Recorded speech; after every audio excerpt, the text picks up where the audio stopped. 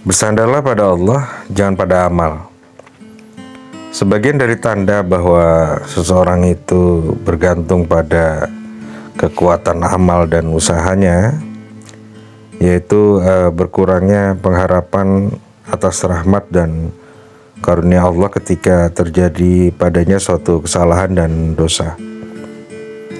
Orang yang melakukan amal ibadah itu pasti punya pengharapan kepada Allah, betul kan? Meminta kepada Allah supaya hasil pengharapannya itu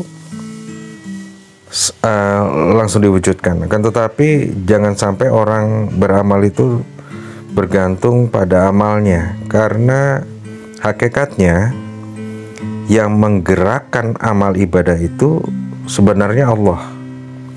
Sehingga apabila terjadi kesalahan seperti terlanjur contoh melakukan maksiat atau meninggalkan ibadah-ibadah rutinnya, ia merasa putus asa dan berkurang pengharapannya kepada Allah.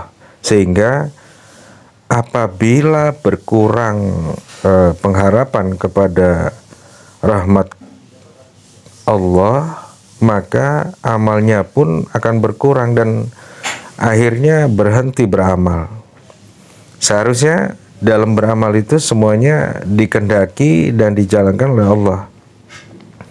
Sedangkan diri kita itu hanya sebagai media berlakunya kodratnya Allah. Mungkin kita sering dengar kalimat la ilaha illallah, tiada Tuhan, berarti tiada tempat bersandar, berlindung, berharap kecuali kepada Allah. Tidak ada yang menghidupkan dan mematikan, tidak ada yang memberi dan menolak, melainkan Allah. Pada dasarnya syariat menyuruh kita berusaha dan beramal, sedangkan hakikat syariat melarang kita menyandarkan diri pada amal dan usaha itu supaya tetap bersandar pada karunia dan rahmatnya Allah Subhanahu wa ta'ala. Apabila kita dilarang menyekutukan Allah dengan berhala, batu, kayu, pohon, kuburan, binatang, manusia, harta, benda, dan sebagainya, maka janganlah menyekutukan Allah dengan kekuatan diri sendiri, seakan-akan merasa sudah cukup dapat berdiri sendiri tanpa pertolongan Allah, tanpa rahmat, taufik, hidayah, dan karunia Allah Subhanahu wa ta'ala. Yang kedua, tajrid dan kasab. Keinginanmu untuk tajrid itu hanya beribadah saja tanpa berusaha untuk dunia. Padahal Allah Subhanahu wa ta'ala masih menempatkan kita itu pada golongan orang-orang yang harus berusaha. Berusaha itu bahasanya kasab lah. Maka keinginanmu itu termasuk nafsu syahwat yang samar. Sebaliknya, keinginanmu untuk berusaha secara kasab ya, padahal Allah telah menempatkan dirimu pada golongan-golongan orang yang harus beribadah tanpa kasab atau berusaha. Maka keinginan yang seperti itu berarti menurun dari semangat yang tinggi.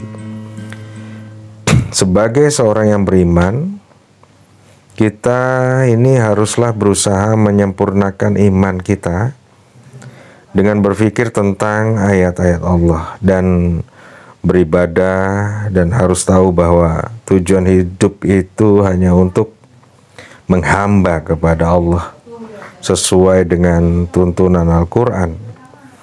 Tetapi setelah ada semangat dalam ibadah, kadang ada orang yang berpendapat bahwa salah satu yang merepoti, mengganggu dalam beribadah biasanya itu pekerjaan.